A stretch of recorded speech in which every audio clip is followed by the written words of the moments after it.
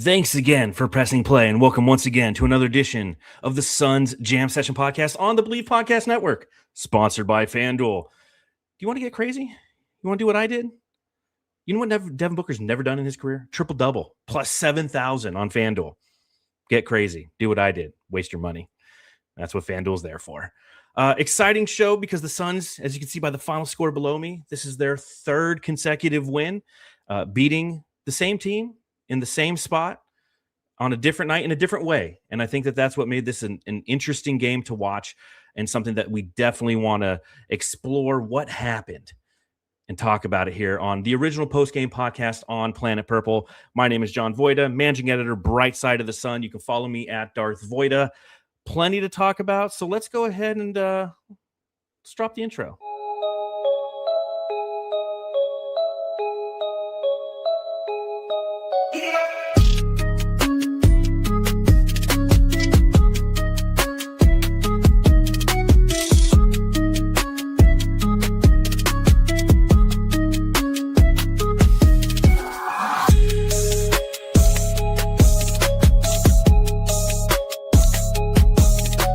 Hey, you're listening to the Suns Jam Session podcast, shooting the shit about the Suns since 2019.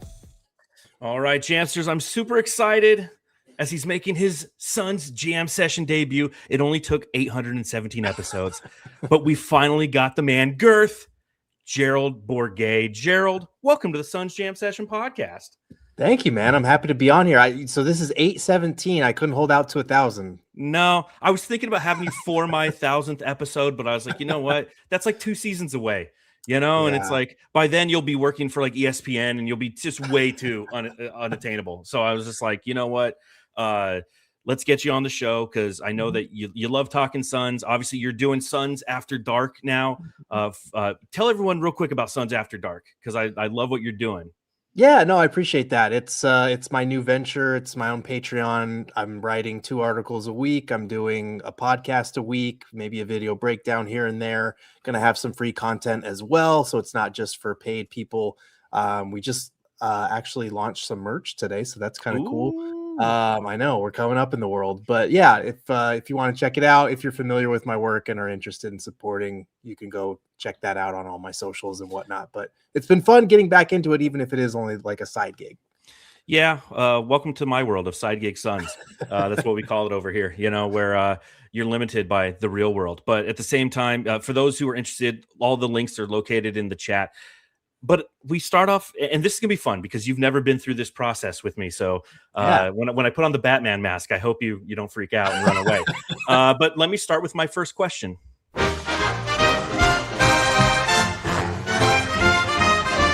Matthew, I've got to ask.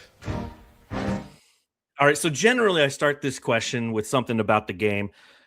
But did you know that you and I were technically coworkers at one time? Okay, I'm trying to think of the outlet. So is this through Fansided then? It's Fansided. That's correct. Okay. I wrote for Valley of the Suns from January 2020 to March 2020. A huge 2-month stint. But apparently my writing was good enough to get the attention of Dave King. But for that, during that time, you were working for Fanside as well. You were the credentialed Fansided guy. I was like, man, someday I want to be Gerald. Yeah, that's awesome. No, because I was in charge of Valley of the Suns for a minute there, obviously different times, but that's a pity that I was never able to read any of your work and boost it, Still out there. I was, God, what was my first piece? I think it was talking about how like Mikal Bridges is a glue guy or something. At the time I was doing our little, our podcast, mine and Matthew Lissy's podcast. And then I was like, you know what? I love to write. So let me try this venture out. And it kind of took me wherever it's taken me. It's taken me here 817 shows later to once again, finally work with you here. So appreciate you coming. Appreciate you hanging out. Let's get into this game. This was, you look at the final score, it's 123 to 114. Kind of felt like that's the appropriate score for this one. So I'll ask you this question. Do you want to start with the good or the bad? Let's start with the good. Let's start with the good. Let's start with the bright side. Tell me the bright side.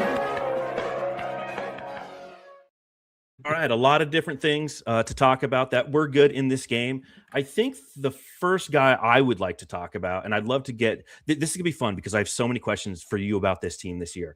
But I'm gonna start with Colin Gillespie. Your villain junior is Colin Gillespie. And I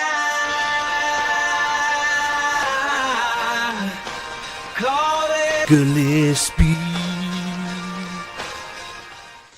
So Colin in this game, 6 of 14 from the field, 5 of 7 from beyond the arc, 17 points, 7 assists, 7 rebounds, 2 steals, stuffing the stat sheet was very important for the Phoenix Suns, especially in that first half when he's the guy who kind of caught fire. What did you see from Colin tonight, and what have you enjoyed about his game this year?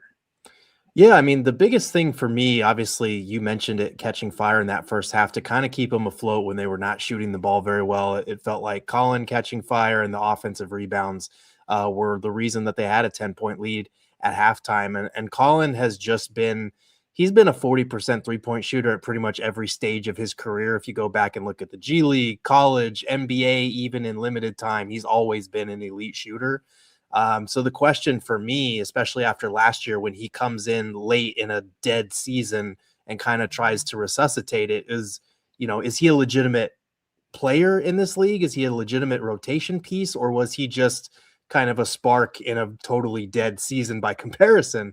And the answer has not only been that he's a qualified backup point guard, it's that he could start for some teams, and he has started for this Suns team. It's not just the shooting, it's the assists, it's the ability to get into the paint. I did a breakdown over at Suns After Dark on what Jordan Ott called his wiggle, the way that he can get into the lane and create separation, which is not easy for a 6'1" guy who's not a dynamic athlete. So he's just a cerebral, very smart player. He's a pest defensively, getting deflections and steals and playing up in guys' personal space. So I could not be more impressed with the season that Colin Gillespie is having, and he's going to earn himself a nice payday, hopefully from the Suns this upcoming summer. Do you credit his third-year jump?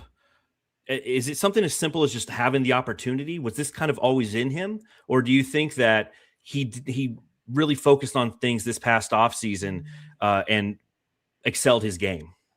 I think a lot of it is opportunity. I think we also have to tip the cap to Jordan Ott and the job that he's done with this team and putting guys in positions to be successful. We learned last season what happens when you have a coach that does the exact opposite of that.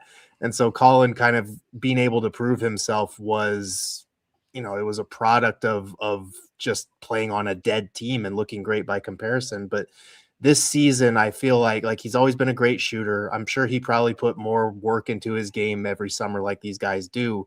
But a lot of it just feels like he also stayed healthy. Like the last 2 seasons, he's dealt with like a foot thing or whatever that's limited him and held him off the court. Even in Denver, he showed signs that he could be a contributor when he's healthy for long enough. And this season, I think it all finally kind of came together for him.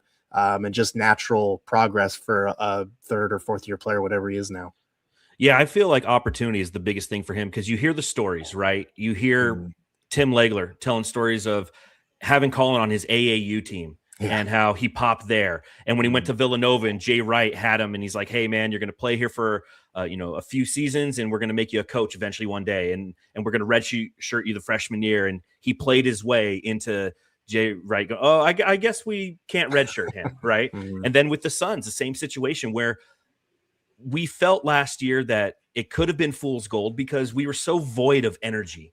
When we're looking at, Cody Martin as the beacon of hope for effort because the rest of the team lacked it so much. And Colin Gillespie was out there in a lot of those minutes. And we're like, man, if this is real, this is great. But how real is anything right now? And to see this jump this season, to see him consistently put himself in a situation to be successful, to knock down the shots, to be the steadying force, because that's what he was tonight against the Pelicans. As you mentioned, that second quarter, this team wasn't shooting well. It was a very poor first quarter relative to shooting. And that's somewhat concerning because you knew that last night the team didn't shoot very well. It was the fact that they had so many second chance points, the way that they attacked the boards last night, that they beat the Pelicans. Whereas tonight you're like, hey, I don't know if we can replicate that. because Mark Williams will be coming off the bench, because Oso is going to be the primary guide. Heck, are we going to see some Nick Richards? Now, we'll get to it later. We did, probably not by the reasons that we wanted it to occur, but we needed the shooting to step up. And after a poor shooting first quarter where the Suns shot like 32%, it was Colin Gillespie, 4 3-pointers, bang, bang, bang, where people are sliding into your DMs and your chats and it's like, dude, Colin, this guy's nonstop. And it's something that we just got to hope that it continues, because my fear, and I'll ask you this question, if you have maybe the similar fear, is at some point the load is going to start to weigh on his shoulders a little bit. He's never played this much in his NBA career. And my hope is that he continues this because Jalen Green's going to come back. Do you foresee any scenario where it's like at some point Colin could potentially hit that physical wall of like, man, I haven't done it this much my entire career? And are the Suns going to have that a beautifully strategic implementation of Jalen Green into the lineup that could ultimately prolong this effectiveness from Colin Gillespie? Yeah, I think it's a possibility. I would be curious to look at the numbers of how many minutes he's already played this season compared to what he's been at, the most he's had in a season in his career so far, because he might have already passed it or be getting pretty close to it already before we even get into 2026. So that it's a possibility. And I think that, combined with the fact that other teams are, they've bumped him up their scouting report since the start of the season. This is not a guy that would have really been on their scouting report. And if he was, you would have had very limited film to choose from anyway. So I think that's going to combine, maybe limit him a little bit, but I think he's already been battling through that a little bit over these last few weeks. And I think tonight and the last couple games have been a good sign that he's going to be able to find his way through some of that. I have the internet here, which is great. Yes. He's played 845 entering tonight, total minutes. His first 2 seasons combined, 686. Okay. So he's almost 200 minutes over his career high to this point. So yeah, we got to really kind of continue to monitor. And again, I think the fact that Jalen Green, the fact that he's going to be, 2 to 3 weeks is when about a week ago, they said we would see him be reevaluated. That might come at kind of that perfect time where it's like, okay, Colin, you've been playing 25 minutes a night. Let's get you down to 20 or insert you in less stressful situations or keep him out there in the stressful ones. I don't care, man. He's been playing absolutely fantastic. I love me some Colin Gillespie. Who do you want to talk about next? Or what do you want to talk about next on the bright side of things? Yeah, we could talk about either Goody or we could talk about the offensive rebounding, because, 17 offensive boards and 24 second chance points in the first half? Yeah, ridiculous numbers. Ultimately, on the night, 30 second chance points, offensive rebounds, 22. The second consecutive game where the Phoenix Suns out-rebounded their opponent after not doing so since almost Thanksgiving, I think was the last time that they had out-rebounded an opponent. And so against a team who on paper, it feels like this should be a good rebounding team, right? You got Derek Queen, you got Yves Missy. Zion's not really an elite rebounder in any capacity. If you get 5 from him, it's like a great night. But knowing that it was going to be Oso in there, let's talk about Mark Williams real quick, because that kind of leads into the rebounding conversation. Yeah, Mark Williams is a bad man. Yeah, ripping rebounds, blocking shots, playing like a madman. Yeah, crowd go wild when he raised that hand. Pain in the paint, that's the master plan. Bad man. Mark Williams on the night, 10 total points, 8 total rebounds, all offensive rebounds, had no defensive rebounds in this game. And then gets ejected for fighting. What did you see from Mark Williams tonight? What did you see from him last night? What have you seen from him all season? And should he have just, if he knew he was going to get an ejection, should he bonked Jose Alvarado just a little bit harder than he really did? I think he tried. I think he was holding back in some capacity, but he was also kind of like swatting a fly away. Get out of here. Get out of here. Yeah, I hope that he doesn't get a suspension for that. He's probably going to get hit with like 1 or 2 games. Let's be honest. You think so? I feel like Alvarado should. He definitely should. Yeah, he should. He knew what he was doing. He went in there, threw the punches, and then just ran out the tunnel because he knew that he's like, yes, I got the guy who's been crushing us for 2 nights out of the game. Right. He achieved his objective. He could go shower up. He was done. Look, Mark Williams has really impressed me. Like, the numbers have not leapt off the page in terms of what you would expect from a starting caliber center, but you also have to bear in mind he's not playing a ton of minutes like some other starting centers might. So that's limited his production. And I think they've been impactful numbers, which is something that, we haven't seen out of the center position in a while now. The defense has been better than expected for me. The activity with his hands, like we had talked to on my previous program, we had talked to a Charlotte Hornets writer who was basically preparing us for doomsday about how bad he was defensively in Charlotte the last couple of years. And some of that's a product of the Hornets are just terrible, but he really did not look like the guy we're seeing this season. He's been healthy, fingers crossed, knock on wood that continues. But he's been athletic. He's been a deterrent defensively. He's been a beast on the offensive glass. Like, he has really impressed me, and he's been the best center that they've had by far since DA was here, when DA was locked in. Yeah. And so I remember those 10 games. Yes, they were great. It was a great 10 games. What a run. All the way to the finals. But yeah, no, I've been really impressed with him. I hope that he continues to do what he's been doing. Pity he got ejected tonight, but these last couple of games have been a bounce back for him, because he had a handful there. I think it was like OKC and the Warriors, who had, stretch bigs, and it was a tough matchup for him. He really struggled with those. So it's been good to see him kind of reestablish his footing here the last couple of games. Yeah, it's a great matchup for him. And the thing that he's done all season that I've appreciated is he's not somebody who blindly just tries to go through somebody. He's strategic in the way that he goes around defenders, and he has touch. And you see that in the way that he attacks the basket, in the way that he can shoot the ball. And he's only taken the 1 3-pointer and made it. But I've been to shoot around. I'm like, man, this guy, like, he can hit a ton. He sits there and works on his 3-ball. I'm like, well, why are you ever doing that? But it's because he has that touch. And the best thing about him is I love his attitude. It's something that's dialed in. It's calm. It's that calming factor, but he just has that high motor on him. And that's why so many people are frustrated, or were frustrated, when the Suns drafted Kamon Malawach. And then like 5 minutes later, you get notifications that Mark Williams has been traded for. You're like, well, hold on. It's why. It's like, well, one, they had the deal done, but two, they identified high motor guys because they knew what they wanted. And Mark Williams absolutely fits that mold of player. What do you think about him playing his second night of a back-to-back for the first time in 2 years? Yeah, no, it's huge. And I feel like we were robbed of seeing how it would have finished, because I wanted to see him, at the end of when he was tired and when he's on the court, because he would have closed this game. I think. I thought Oso played well, but I think Mark Williams probably would have closed that game if he had been out there. And I would have liked to see how he does kind of fighting through the fatigue of a second night of a back-to-back in crunch time. But he was great. I mean, he was able to stuff the stat sheet off the bench, come in, have an impact, not have to leave the game because something was bothering him or they had to limit him in any way. Those are positive signs. I know that it doesn't seem like much because we've been wanting to see more Mark Williams. We had to wait a little while to see him to start the season.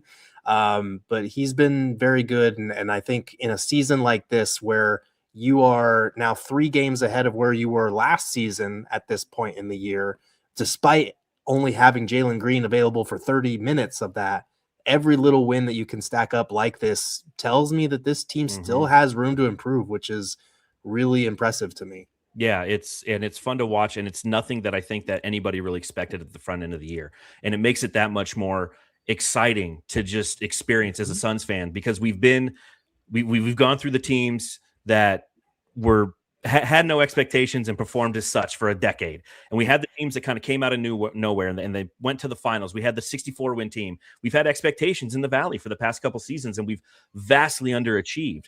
Whereas now this is a team that, I have people who literally thought this team would win 19 games. Yeah. We won our 18th, and it's not even New Year's Day yet. This is it's just absolutely fun to watch. And Mark Williams personifies that. And he's probably, I did this exercise on the pod like 2 or 3 pods ago. I think he's my number 2 all-time favorite player to ever wear number 15 on the Phoenix Suns. Okay. Like Danny Manning's in their campaign of, Robin Lopez is on the list. He's not on one of my favorites, but what he brings to the game. And again, as you mentioned, having him play the second night of a back-to-back for Phoenix, that's showcasing progress. And that's so huge for Suns fans to know and understand and experience, that there's a master plan behind what's happening as it pertains to Mark Williams and his health and how they want to strategically put him in a position to be healthy as the season progresses. The same thing goes with development as it pertains to Kaman Malawach and Rasheer Fleming and Kobe Bray and all these new, and Oso and Ryan Dunn. All these young players are on very specified paths, and we're seeing that being executed in real time. And we're also living the best case scenario, in my opinion, for the Phoenix Suns, because if their records flip right now, if they're 13-18, you do have more people beating the drum. Hey, we need to see more Kaman Malawach. Hey, we need to trade Royce. People are still saying those, but it gives you more buffer as an organization to continue on your developmental path, on your health assessments, because you are winning. Winning cures all, doesn't it? It does. It really does. And it gives you options, like you're saying. Like, you could trade Royce if the right deal comes along, or you could keep him because he's a streaky shooter, but he's shooting the ball well overall. If you look at the overall numbers this season, I know he's one of the most blown by defenders in the I'll league. talk about him in my burn book section, because there was a few possessions tonight, Gerald, where I was like, oh man, he's feeding fuel to the fire of the people who are talking about trading him. Dang it. I want you to play well.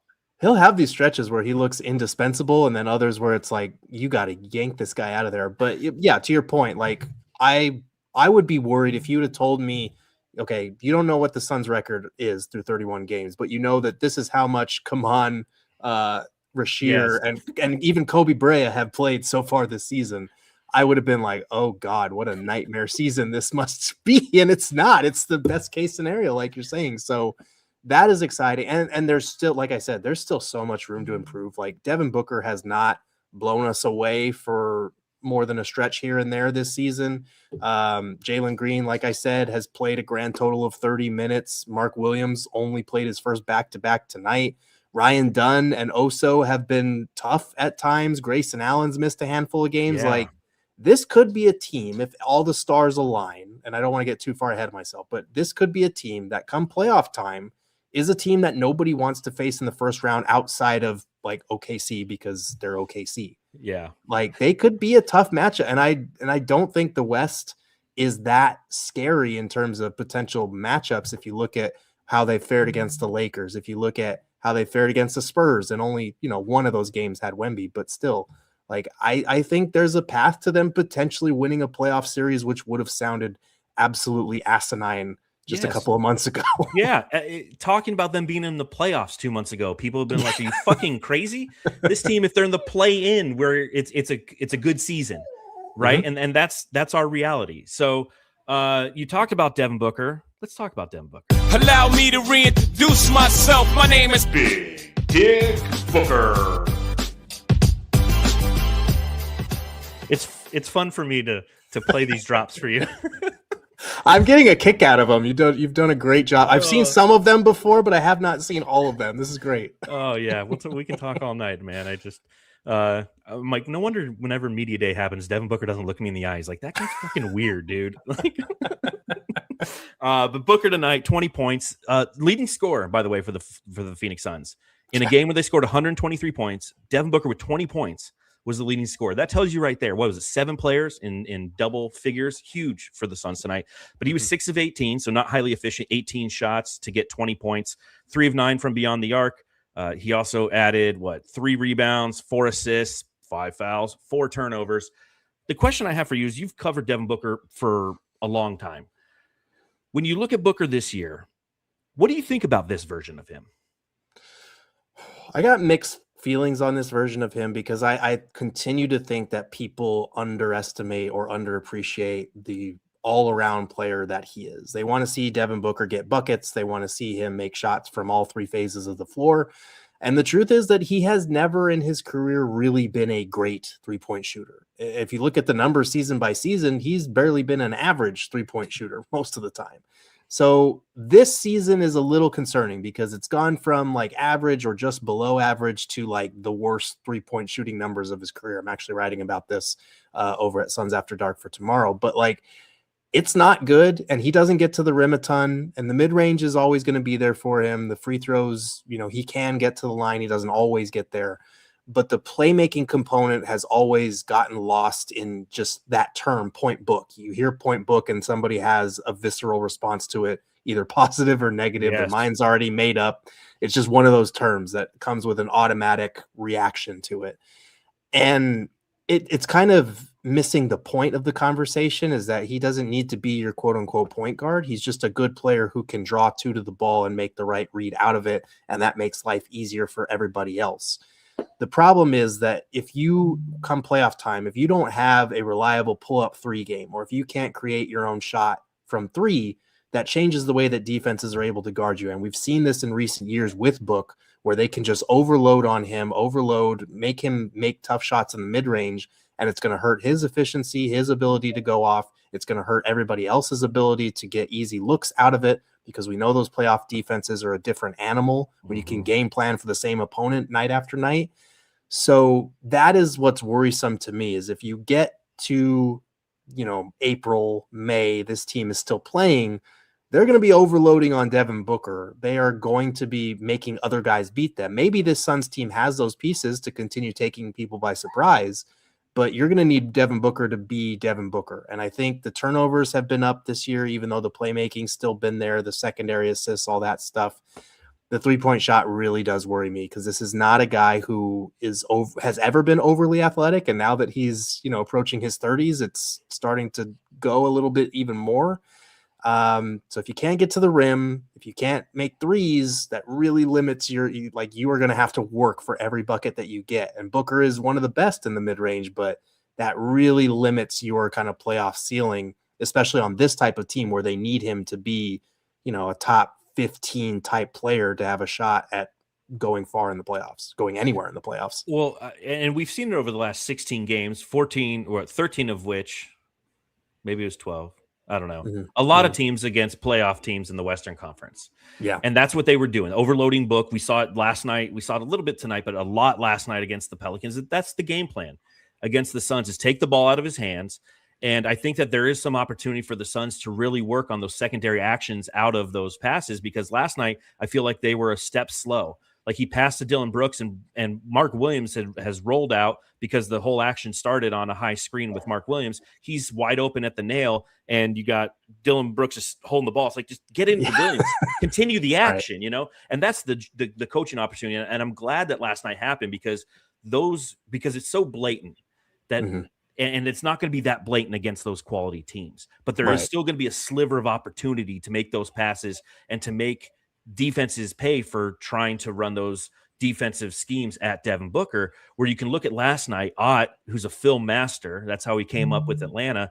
You could say, hey, this is the opportunity here. The other thing, though, that we still don't even know who Devin Booker is this year, 31 games into the season, because Jalen Green stood next to him for a total of 5 quarters.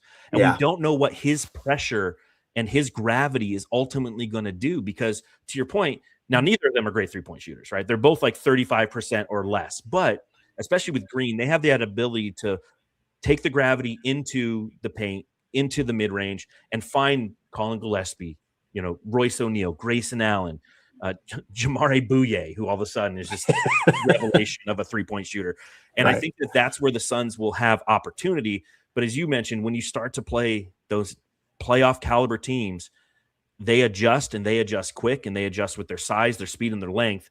And the Suns are going to have some really great playoff performances from individuals to move on to a second round opportunity, which, again, the fact that we're talking about this is still so exciting to me. And I'm glad that after 2 years of writing about that Suns team, night after night, doing this pod night after night, going through the grind, as it just gets so lifeless. And this is such an exciting team that we get to have these conversations. I'm just so happy. Yeah, no, it's great. These are good problems to have. If you look at the overall picture, we'll take that 10 times out of 10. I will say the pull-up threes haven't been there for Book, but if he can get just his, if you look at his percentages on wide open threes, on corner threes, on spot up threes, they're not as high as they need to be. Correct. And he could, like you said, that's a great point about Jalen Green, because this was kind of, as it was billed to him, this is a guy that can get downhill, that can take attention off you, and that when you do have attention on you, can punish opponents being able to attack those second side rotations, that type of thing. They haven't had that for anything but 30 minutes this season. Yeah. And it was only one game, but it looked pretty electrifying in that one game. Jalen Green's not always going to shoot the ball like that, but like that does make a difference. And I also think Kellen brought this up on our podcast the other day.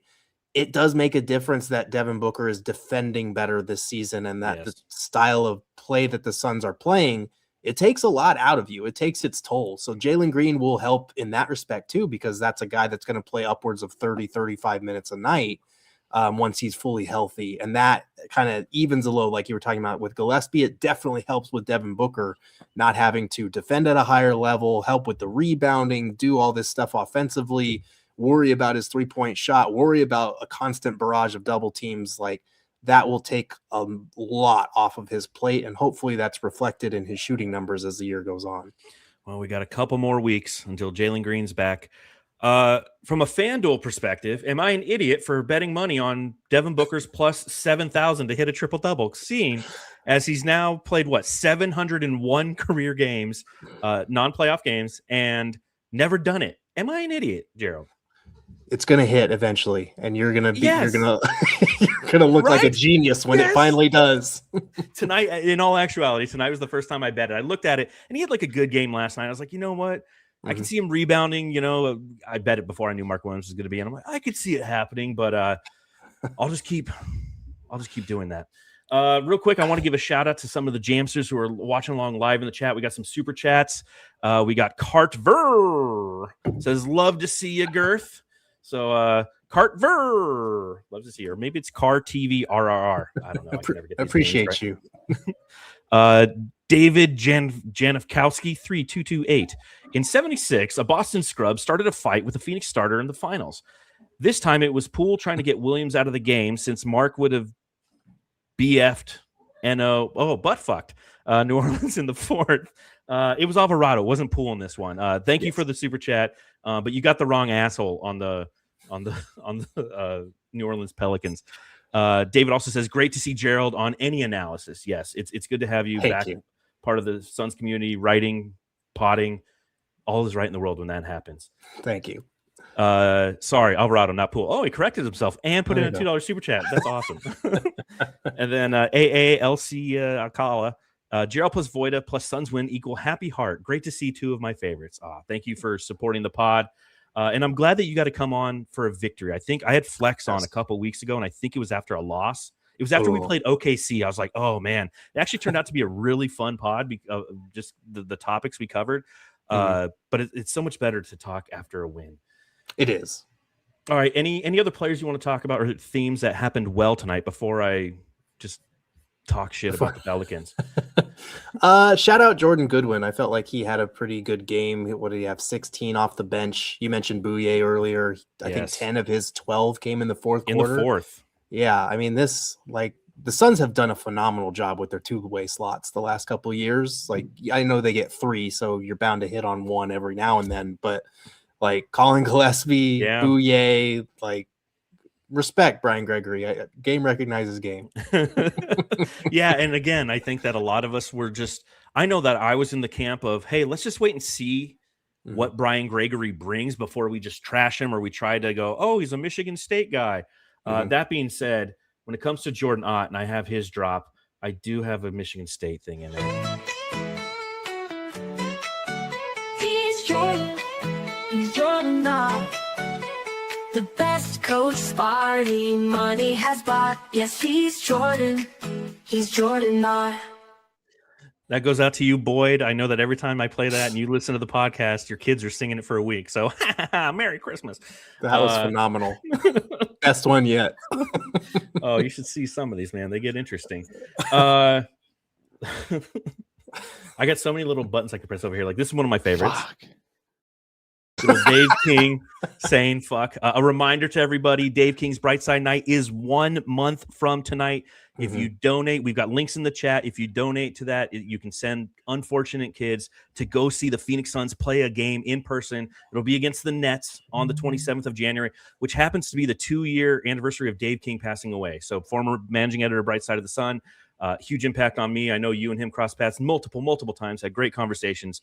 But if you get a chance, follow the link in the chat. We do have tomorrow's the last day of a silent auction with some pretty cool Suns memorabilia. If you bid on those items, all proceeds go to Dave King's Bright Side Night. So appreciate anybody who takes the time and donates to that. Yes, and please donate, because I, as someone who's been covering the Suns for a decade now, I can tell you that Brightside Night has been around for as long as I can remember, and it was always cool to be in the arena and see the kids there in the arena, like for warm-ups and how excited they were. It really is a cool night, and Dave King, for those who don't know, like, he's been there as long as I was on the beat. And he was one of the first people that actually taught me the value of community, the Suns community, and sharing other people's work. When I got started, I was very heads down, competitive, trying to, beat everybody else and write the best article. And I remember he shared one of my pieces and said, this was better than I could have put it, as a quote tweet or something. And that just like really touched me. And it kind of opened my eyes to the value of collaborating with other people, podcast writers, all that good stuff. So Dave King was instrumental in kind of laying the foundation for what Suns Twitter is now, and how I personally view it, and why I like to, collaborate with so many other people. So if you can donate, please make sure to do so. No, I appreciate that. After all the positive things, let's talk about some bad things. We love you, Dave, but we're going to talk some shit, which you did a lot of. The Suns Jam Session Burn Book. The Suns Jam Session Burn. All right, the burn book. What do I have in here? Is Jordan Poole a flopping void of talent? Kind of. Yeah. Like, I don't know if you saw last game yesterday, they flashed like his numbers for the season, and I looked at one of them. It was like 36.9% or something, and I was like, oh, that's not bad for 3-point percentage. Yeah. I was like, oh shit, it's his field goal percentage. Yeah. Like, he's shooting 37% on the year and averaging like 18. Like, what are they letting him do down there in New Orleans? They let him do it in Washington. He's doing it in New Orleans. I was talking about it on last night's pod. I'm like, because I've always had like a, who's the most punchable player in the NBA list, and like Dylan Brooks has lived on that. And like Jordan Poole is literally the most punchable player because his own teammate has done it in the past. It's literally happened. And he killed them last night because they were putting a run on the Suns. And then he's like, hey, 32-footer, check this out. Woo! He's like, all right, let me come off a screen 30 feet away and shoot another one. And, it's 2 feet wide of the basket. But it was happening at the front end again tonight when I was just like, you know what? And they only played him 13 minutes tonight. They said, he had 1 point tonight. But he still was out there just like anytime anyone gets near him, he just goes flailing. It's ridiculous. So it's good to know that I'm not alone in thinking that. I do want to talk about the ejection. Okay. Jose Alvarado, like I said, he knew exactly what he was doing. He wasn't trying to win a fight. He was trying to win the ejection of Mark Williams. And it's funny because Alvarado, if you go back to that playoff series in 2023, I think it was, he was a pest. He was a fly in the ointment. Now he's just kind of a little annoying. He's around, but he doesn't affect you the same way. Do you think that Mark Williams should have been ejected for that play? Or do you think that, do you think they got the call right or wrong on that one? It's always tough with that type of thing because, like, if you watch the slow-mo, like, Mark Williams does swipe down. I don't know if it was a closed fist or not. I don't think that it was, but he does kind of swipe down at him. To be fair, though, the guy is swinging on him. He grabbed his jersey, got up in him, starts swinging on him. Like, what is he supposed to do in that scenario? Like, put his hands up and turn the other cheek? Like, that's not how this works. No. So I get by the letter of the law why he was ejected. I just think the letter of the law is stupid in this case. Like, he should not have, like, Alvarado was the one who initiated the contact. He was the one that overreacted when Mark Williams gave him a couple of light shoves after the play was over. And then he was the one that was swinging on him first. His reaction sprinting to the tunnel right away tells us all we need to know about how culpable he is in this. He knew he was done. And you're right. Like, Alvarado back in that playoff series was given all this credit for what he was doing to Chris Paul and this irritant that he was and how he was the heart of the Pelicans. Well, now New Orleans is not relevant, and so neither is Alvarado, so that makes his antics that much more intolerable. And people forget in that series that Chris Paul downed the Pelicans by being a perfect 14 for 14 in that game 6. 100%. So he didn't even win the war either. He won a battle or two. That's kind of who Alvarado is until he can do what he does on a winning team and it actually matter again. Until then, he's kind of like Dillon Brooks has been seen for some number of years in his career. He's a guy that until he's on a good team and it matters, people are going to look at him a certain way for the dirty plays, for the antics, and for all that stuff. He's probably a guy you would like to have on your team, but New Orleans doesn't even really have fans these days. So what are you going to do? Do you think he ends up being a Laker? Just because that's the way the universe works. Oh, man. Now I can't not see it happen. You know, I could totally see it happening because there's no future for him there. We know at some point this year, they're going to fully embrace the fact that their team is 8-24. Yeah. You know, and they're going to try to sell off as many viable pieces as possible. They don't have their first round pick next year. They have Derek Queen and Jeremiah Fears are their rookies. They have Zion, who could be on the market at some point, I feel. I think Herb Jones is the real haul from there. And I said it on this pod, 2 weeks ago, that I'm predicting that Herb Jones will be a member of the Lakers before the season is done because the NBA perpetually finds ways to help out the Lakers and make them relevant, and putting him on that team is exactly what they need. And I can see Alvarado coming over in that deal. So I'm trying to not speak that into existence, but I am making the point that it could happen, my friends. Yeah, it very much could. And I would hate to see Herb Jones on the Lakers because they don't have the assets to trade for anybody. But and we've been saying, but they got did it for Luka. Right. So not all logic has gone out the window now, as if the NBA's most massive free throw differential wasn't helping them enough. Yeah, tell me about it. Oh, nuts. The other thing that I have in my burn book. Well, I'll ask you this: do you have anything in your burn book that you wanna just go? You know what? This sucked about the team. This sucked about the night. This sucks about today. I mean, I'll take a negative and turn it into a positive. Devin Booker and Dillon Brooks shot a combined 13 for 36, and the Suns found a way to win. Woohoo! That's not going to happen very often, but they do. Dillon Brooks has been kind of streaky like that, and Devin Booker has had more nights like that than we would care to see from him, especially on this team. So, Jalen Green, please come back so that we don't have to deal with that. 100%. It's the best version. You know, I'll play his drop.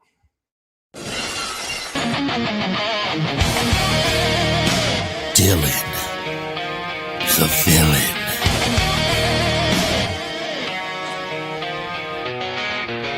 The best version of Dillon Brooks is standing in the corner, hitting the three ball and being the defensive irritant. Him shooting this high volume, which is the reason why he's having a career year. Everybody's like, wow, look at Dillon Brooks, 20 points a game. It's like, yeah, he's shooting 18. You know, it's like, it's not like he's a super efficient. Don't get me wrong. I appreciate it. It needs to occur. This shoulder period until we get Jalen Green back, it needs to occur, and somebody needs to step up and do it. And he's been the willing guy to do it.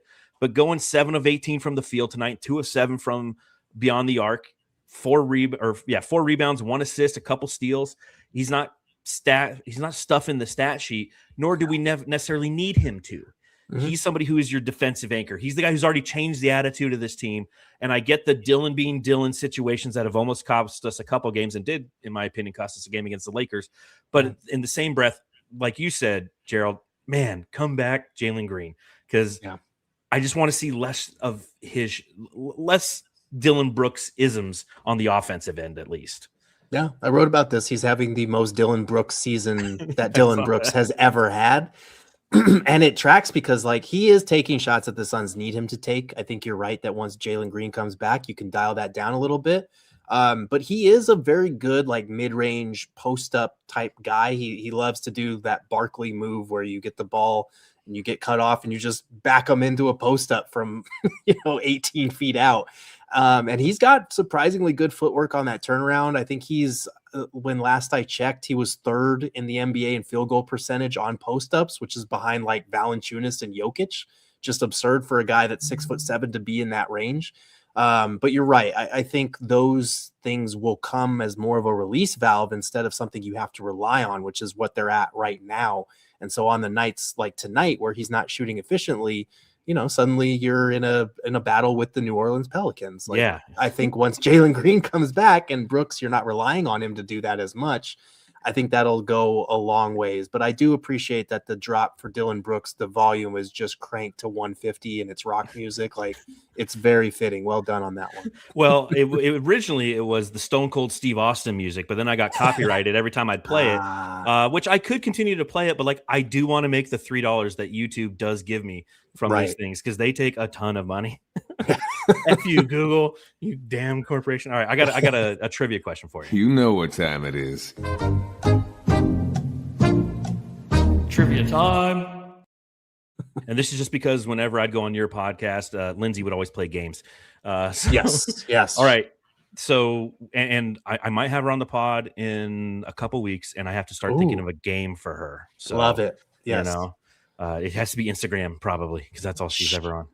Yeah, she doesn't like games that catch her off guard. So just gonna warn you in advance. You got to make sure she's well prepped because she doesn't. She won't do trivia. I can tell you. Although she did it to us all the time. Every time I was on there, she's like, "Hey, trivia." I'm like, "Whoa!" Like, what's the TikTok trend? I'm like, "How dare you? I'm 43." Like, what is I don't know, Alec? Yep. All right. So with the win tonight, the Suns have won 3 consecutive games for the 3rd time this season. How many times did they do that last year, Gerald? Oh man. 2? 4, which 4 really shocked me because they only won 36 games. I'm like, I guess they won them in bunches. Yeah, I was like thinking, okay, when they got off to the 9-2 start or whatever it was, that there was one in there at least. And then I was like, last year was miserable. Was there another one? Maybe there was another one. Okay, 4. That's better than I thought. That's crazy. All right. So now is the time of the program. For those of you who have not seen the show, what I do during games, as I'm writing the recap for brightsideofthesun.com, like I did tonight, is I'm hanging out on the opposing team's subreddit because I want to see what they have to say about our team. We know what we think about the Suns. What do opposing fan bases think about the Suns? This is the subreddit stakeout. The Suns Jam Session subreddit stakeout.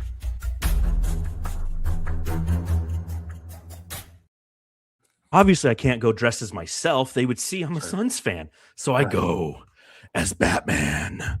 Where is she? And this is a reminder that the subreddit stakeout is brought to you by Nettles Air Conditioning. We got a jingle. You need a unit, we've got you covered. NettlesAir.com is where to go, brother. Call 623-444-48. Nettles Air makes your home feel great. Woo! All right. So this is what they were saying on the opposing subreddit. By the way, Pelicans fans, at least you had a subreddit game thread tonight. They didn't last night. Gillespie has been shooting that thing. Pels are dumb. Seeing Colin Gillespie go off is forcing memories I tried to lock away of Grayson Allen dropping 42 on us. Somebody needs to body the fuck out of Gillespie. Time to start playing dirty. This whole fan base really disappoints me over there in New Orleans. Okay? Was Jose Alvarado on the subreddit during the game? I don't know. He went afterwards. He's like, oh, at halftime, he's like, oh, we need to start playing. Okay, I got you, Pelis fans. Who the fuck is that? Mark Williams or Kareem? And then the fight happened. Jose is probably going to get suspended for a bit. He did land a pretty nice punch, though. Is this the new game plan? Get Jose to go Manny Pacquiao on their starting 5? Okay, we need a clean right from Zion to Brooks because why the fuck not? Fuck that freaky looking fraud-eyed motherfucker. That one goes in my Hall of Fame. I keep the best one. That's fantastic. It's so good. That freaky looking frog-eyed motherfucker. I get they call him a lot of different things on different subreddits. Dildo Brooks is the popular one. I've never heard freaky looking frog-eyed motherfucker. That's crazy. Dylan Brooks is such a piece of shit. That's pretty standard every night. Normally he's a bitch, but tonight he's a piece of shit. And then my favorite comment, the last one. Our team has a combined IQ of 37. And somebody commented and they said, Average would be rough enough. Combined is brutal. The Suns Jam Session subreddit stakeout.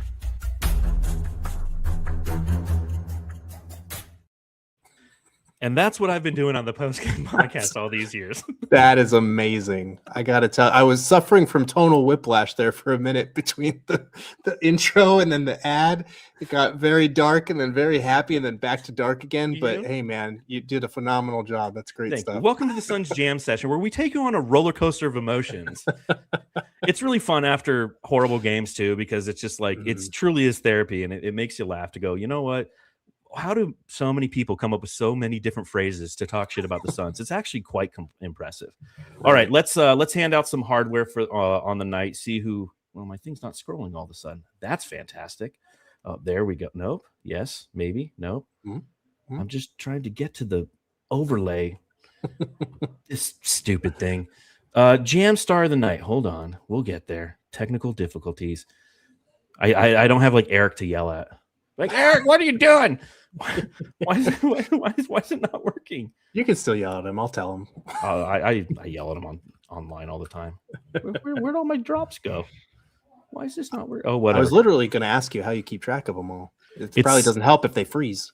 Yeah, the whole thing freezes. It's really annoying. But it's the jam star of the game. It's always fun because it's like we play a little clip, but doesn't matter. All right, jam star of the game. This is a reminder, if you're watching along live, please subscribe, rate, review, hit that thumbs up button. It helps with the algorithms. Tells people where they should go after every Phoenix Suns game. Who are you giving your jam star to in this one, Gerald? This is an interesting game because, like I mentioned, you have 7 different players scored in double digits. That's Dillon Brooks, Royce O'Neal, Devin Booker, Colin Gillespie, Jordan Goodwin, Jamare Bouye, and Mark Williams, all scored in double digits. So who gets the jam star? Oh, that's a great question. And honestly, you could have like 4 or 5 different answers for this. I'm probably going to go the easy route. I'm going to take Colin Gillespie. I felt like his production across the board was big. I felt like the threes that he hit in the first half were the reason that they were able to stay out in front. Because if you look at that second half particular, the Pelicans, it felt like they narrowed the gap and they just hung around. If they didn't have that separation and the Pelicans had been able to take a lead, I think that game probably would have turned out very differently at home on the second night of a back-to-back. So I'm going to go with Gillespie. I was tempted to take Book, though, because as terrible as he shot, he did hit a couple of big ones down the stretch when they needed it most to create that separation. But who are you taking? Oh, man, it's tough. I'd really like to play the drop of the player that I'd like to take, but the internet is stupid and StreamYard is dumb. I want to give it to Oso. Yeah. Okay. We haven't talked about Oso, and his drop is so good. But Oso in this game was absolutely fantastic, in my opinion. You know, he started the game 4-4 from the field. He had 8 points. He had 10 rebounds. 3 of them were of the offensive variety. And so many people shit on Oso right now. And I still don't know what the why is. I wrote a whole article for Brightside, get published yesterday, about who Oso Ighodaro is relative to other players drafted 40th overall. And are we sitting there going, you know what, get rid of him, he's not good, just for sport, or is it valid? And I get it. It's a very layered conversation, because comparing him to players who either didn't get enough playing time or weren't brought in to rebound or score, I mean, there's a bunch of different archetypes there. But in the same breath, I think that he's providing us quality minutes. He's allowing the young guys to develop appropriately, in my opinion, because he can fill those gaps. Is he a great shooter? No, he never will be.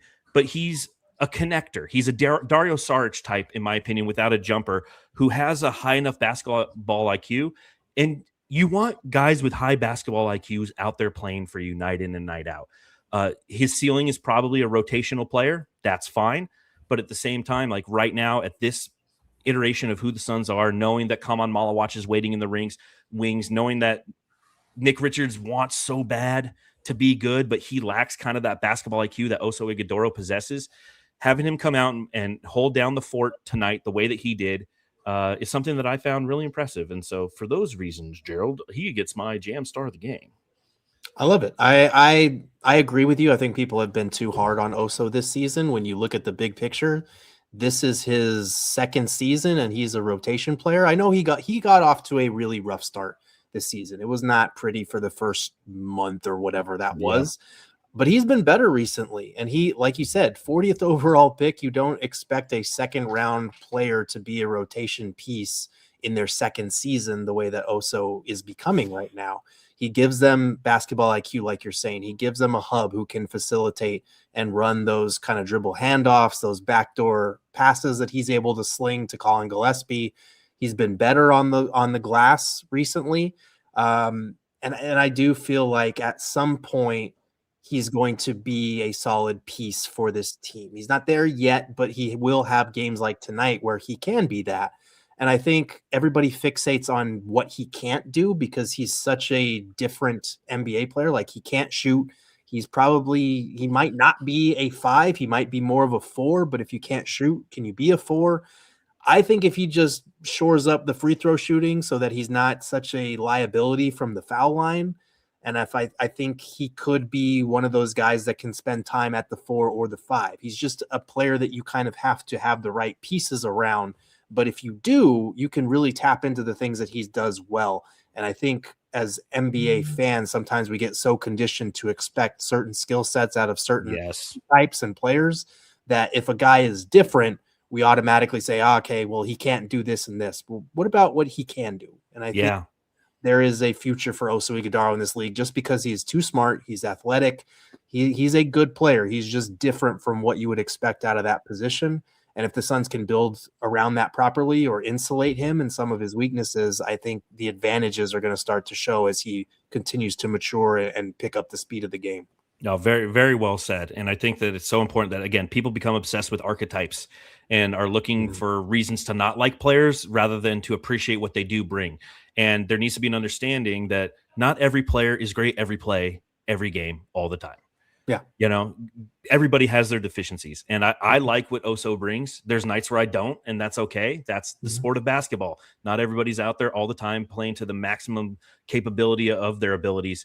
And we need to appreciate what he has. And tonight he was a solid connector for this team. And he filled those minutes and he was giving Derek Queen some fits. Yeah. Quick question on Derek Queen.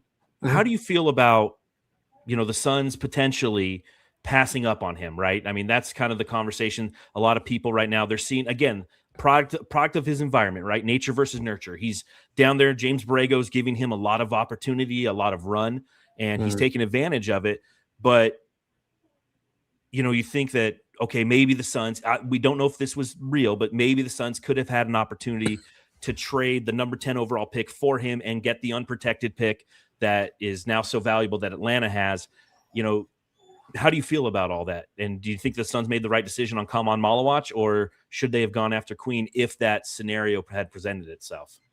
Yeah, so I can confirm that deal was on the table from New Orleans. They were kind of canvassing all the teams in that range to try and trade up for Derek Queen because they liked him a lot. And from the Suns' perspective, they did not take the deal because they liked Kaman Malawach most at the number 10 slot. They thought that, okay, we can have Kaman Malawach now, or we can take a pick next year that, the Pelicans might be bad, but with the flattened lottery odds, are they even going to get a top 3 pick? Is it going to be a top 10 pick? Where's that pick going to land up? Why not just use a guy that, like, if Kaman Malawach was in this 2026 draft, we would view him as a top 5 prospect, is what I heard from a Sun source. So they were saying we could take him now with the 10th pick, or like we could take a guy that we don't like as much, maybe in that same range. Like, they just weren't sure about where that pick would fall. So they got their guy. They liked their guy.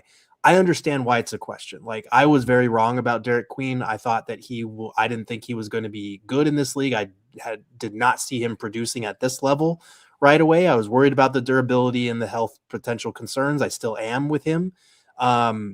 But I will just say to the people that are already freaking out because Derek Queen looks like a future all-star and Kaman Malawach is spending time in the G League. Yeah.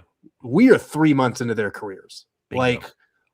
And I'm not wishing injury on anybody, but one ankle turn, one knee injury, and suddenly a person's career looks entirely different. So you just have to wait and see how these guys pan out. I will admit, like, right now, it does not look good for the Suns that, Derek Queen was there and he's looking like a future all-star, and Kaman Malawach has played like fewer minutes than most top 10 picks really do. Yeah. But I do believe in the Suns' vision for Kaman Malawach. They're very high on him. And everything that I've heard from people around the team is that this kid is going to be good. He just needs to get stronger. He needs time to develop. And that is what he is doing in the G League now. And you're already seeing the progress with some of the numbers he's putting up there and the confidence he's gaining. And then you see him, swat a ball into the stands the other night. And it's like, okay, it's going to come. It's going to take some time. It's going to require some patience. It's not what we envisioned for this season, because we thought it was going to be him and Mark Williams, and they were going to be playing a lot of minutes on a bad team. Yep. The team is better than expected, and that's part of why Malawach is not playing as much, but I think it'll come together in time.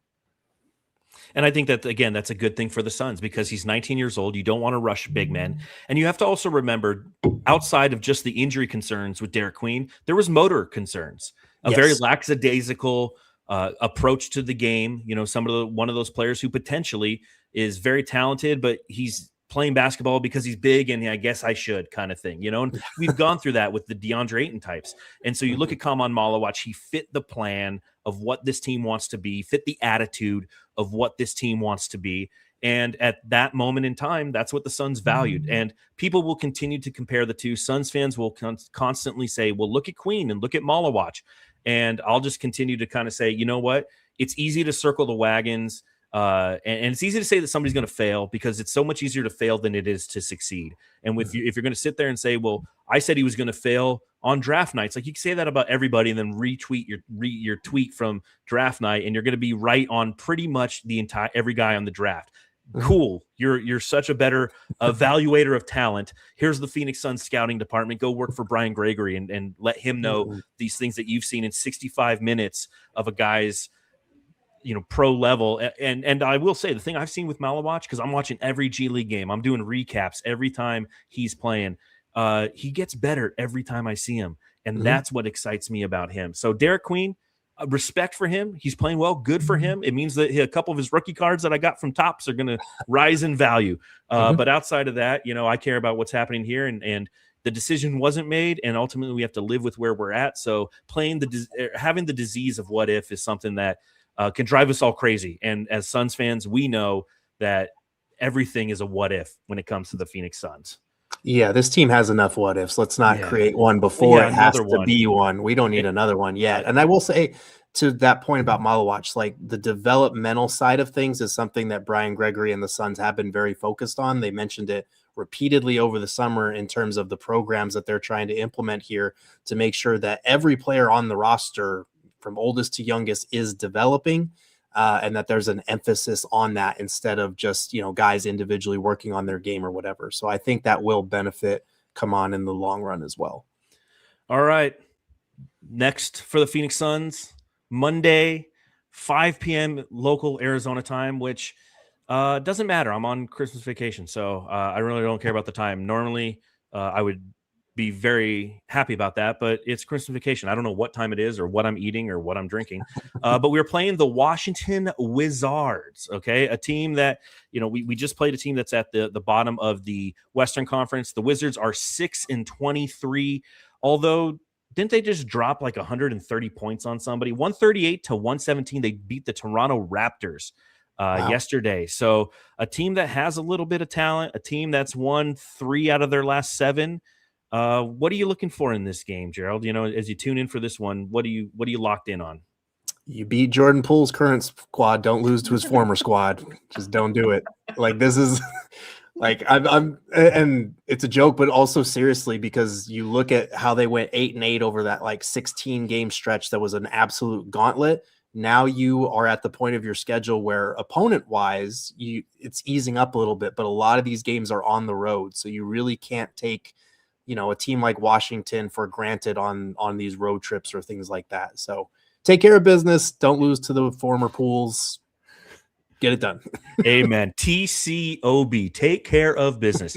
Now, the great thing about this Phoenix Suns team is when they play teams that they should beat, the majority of the time they've beat them. So let's continue that trend, because we went through that gauntlet schedule where 14 games, 13 of which were against playoff teams in the standings. The only team that wasn't was the Kings. And we survived, right? We went 7-7. And the reward for that is the schedule eases up. And you just took care of business 2 consecutive nights against the Pelicans on the road. You beat them. Continue this road trip. Do the right thing. Don't let Alex Saw or Keyshawn George, Trey Johnson. I kind of like Trey Johnson. Marvin Bagley the third, Chris Middleton, CJ McCollum. Don't let Corey Curse. I can't even say his name anymore. Kispert. Yeah, Corey Kispert, Gonzaga kid. Bilal Coulibaly.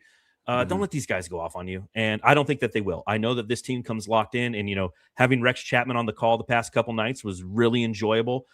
Great person, Rex Chapman. But that's kind of what he said is this team's a bunch of dogs. And every night you're going to be entertained. And every night I'm entertained. And hopefully, Jamsters, those watching along, you've been entertained. So on that note, Gerald, thank you ever so much for joining me. It's great to talk to you again. It's great to talk basketball. Once again, if you'd like to plug everything that you're up to so everybody knows what's going down in the world of Gerald, let them know. Yeah, sure. Check out my Patreon, Suns After Dark. The links are on, I think, in the description of this, and they're on all my socials. You can follow the Twitter account. You can actually buy merch now, and you can subscribe, or you can become a free member. I'm going to be having free content as well starting in 2026. Been trying to figure out the whole side gig with the Suns, full-time job of taking care of the kids, searching for a full-time job. A lot of stuff going on, but we're figuring it all out. So thank you guys for the support. It's been great to be back in the Suns space. And Voida, thank you for having me on. I'm sorry it took us 817 episodes to get here, but we made it count. We made this the best 817th episode we could have possibly done. Heck yeah. Take that, everybody else who's done 817 pods. Your 817 wasn't as good as ours. What Suns After Dark, the initials of that are sad. Have you thought about that? I have, and it's very fitting for where I'm at in my life. Oh, man. Well, again, I can't thank you enough for joining us. Again, my name is John Voida, managing editor, brightsideofthesun.com. Head over there to read my writing. You can follow me at Darth Voida. And everybody, go home and love your family. We'll see you on Monday.